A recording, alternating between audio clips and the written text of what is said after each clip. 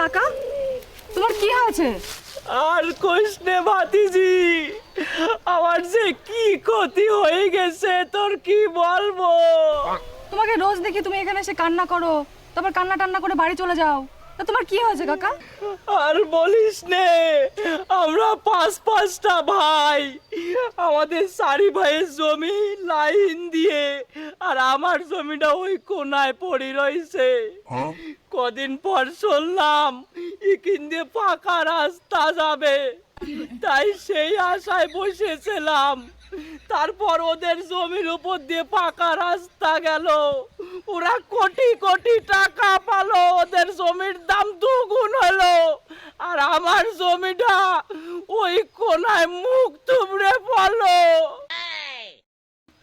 তাই আমি কান